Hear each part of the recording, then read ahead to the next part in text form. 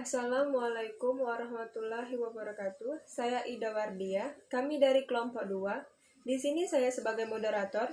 Pertemuan kali ini mengenai memahami pembinaan golongan siaga dan penggalang. Sebelum kami memakan, saya akan memperkenalkan anggota kelompok kami. Yang pertama, Abim Septiadi. Kedua, Aliza Lestari Widianti. 3, Anjas Wiranata. 4, Citra Emalia. 5, Dita Asistiatuhu. 6, Merdayanti. 7, Ranti Antika. 8, Solehatul Monika. 9, Weni Kartini Afriani. Kepada Abim, saya persilakan. Assalamualaikum warahmatullahi wabarakatuh. Salam Pramuka. Perkenalkan, nama saya Abim Septiadi. NIM saya 2019-16137. Saya di sini sebagai pemateri 1 akan menjabarkan materi saya yang berjudul pengertian sistem Among. Sistem Among adalah cara pelaksanaan pendidikan di dalam gerakan Pramuka. Sistem Among merupakan hasil pemikiran Raden Mas Wardi Suryaningrat atau yang kita kenal sebagai Ki Hajar Dewantara, Bapak Pendidikan dan pendiri perguruan taman siswa. Sistem Among merupakan pendidikan yang dilaksanakan dengan cara memberikan kebebasan kepada peserta didik untuk dapat bergerak dan bertindak dengan leluasa, dengan sejauh mungkin menghindari unsur-unsur perintah keharusan, paksaan, dengan maksud untuk menumbuhkan dan mengembangkan rasa percaya diri peserta didik, kreativitas dan aktivitas sesuai dengan aspirasi peserta didik. Akan dilanjutkan oleh Aliza. Kepada Aliza, saya persilakan. Assalamualaikum warahmatullahi wabarakatuh. Perkenalkan, nama saya Aliza Lestari Widianti, NIM 2019-161-008.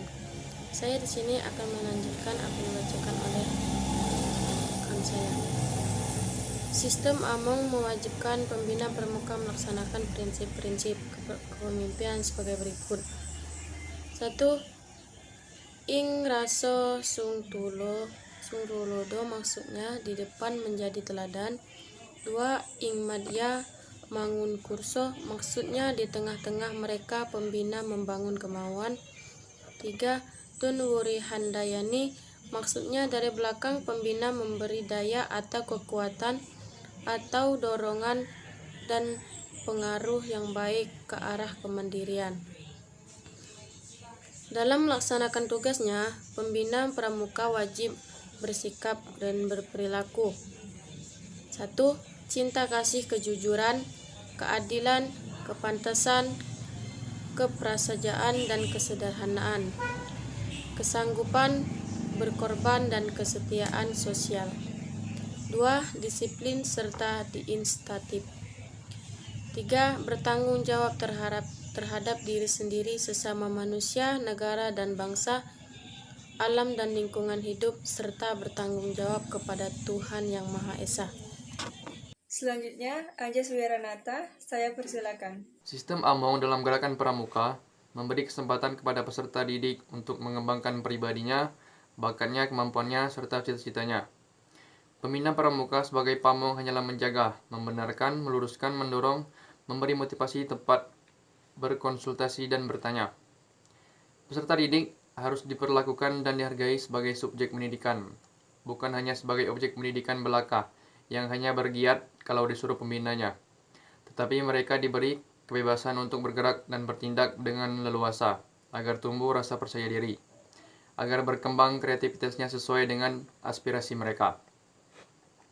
Kegiatan kepramukaan dengan menggunakan sistem Among dilaksanakan dalam bentuk kegiatan nyata dengan contoh-contoh nyata, dimengerti dan dihayati.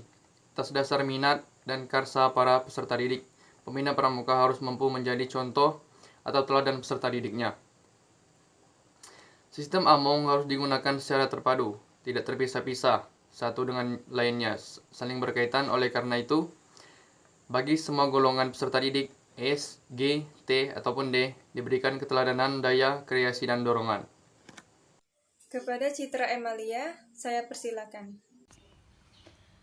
Assalamualaikum warahmatullahi wabarakatuh. Saya Citra Emalia, NIM 2019-161-021. Di sini saya akan melanjutkan materi dari rekan saya sebelumnya. Peserta didik dibina sesuai dengan minatnya untuk bekal mengabdi dan berkarya melalui proses 1. Learning by doing, belajar sambil bekerja. 2. Learning teaching, bekerja sambil mengajar. 3. Learning to live together, belajar untuk bisa hidup bersama. 4. Learning to earn, belajar mencari penghasilan.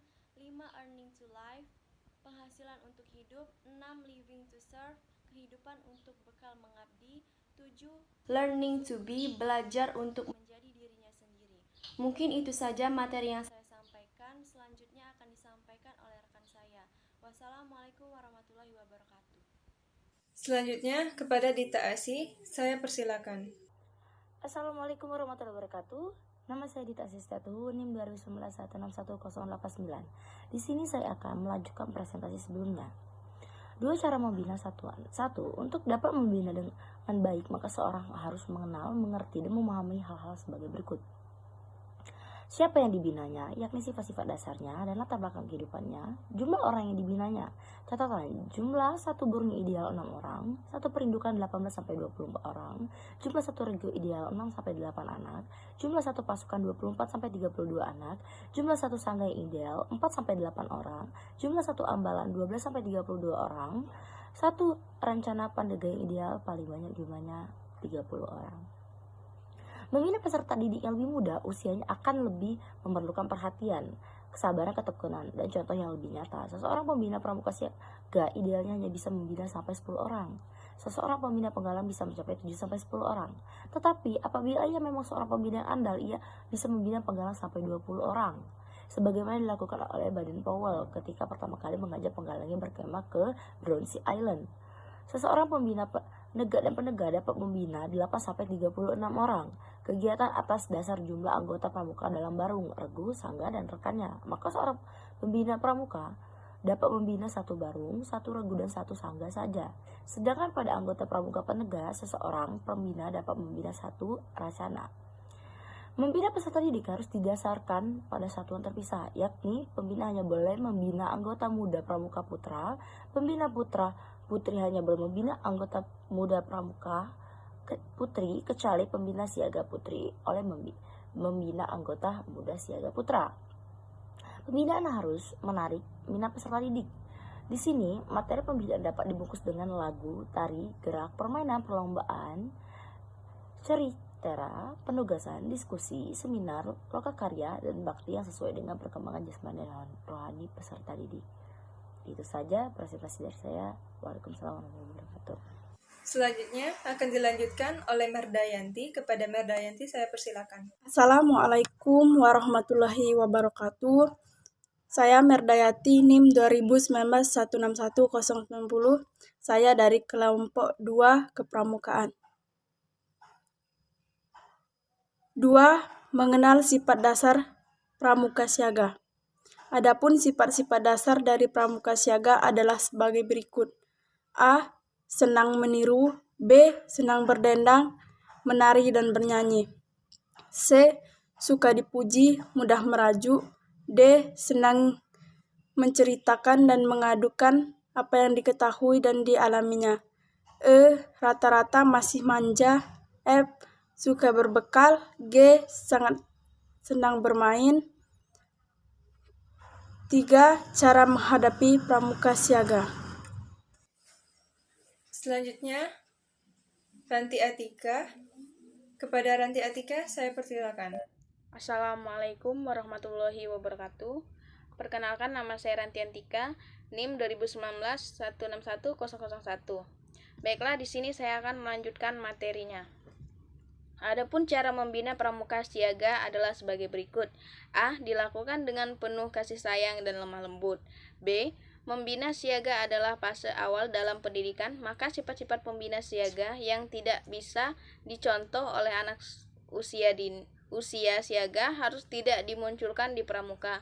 Misalnya, pembina merokok, suka membentak, berkata kasar, dan juga jorok.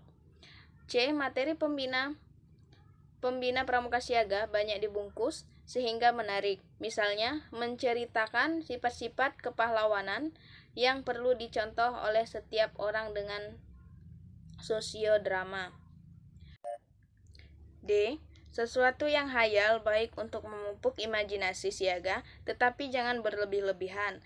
Ceritakan tentang ini baik pula apabila menggunakan imajinasi tersebut dipadukan dengan teknologi. Permainan perang-perangan tidak cocok untuk kejiwaan siaga. F. Siaga harus sudah diperkenalkan secara nyata bagaimana setiap hari berbuat kebaikan, baik dalam latihan maupun melalui pesan pembina untuk melaksanakan di rumah. G.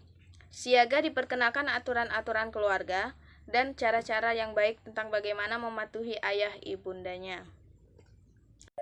H. Untuk melatih kreativitas siaga atau otak belahan kanan, maka akan sangat baik mereka ditugasi membuat lagu sederhana, tarian, menulis pengalaman atau mengarang atau membuat yel-yel yang menyemarakkan kasih sayang. I. Kehidupan siaga itu ada di perindukan.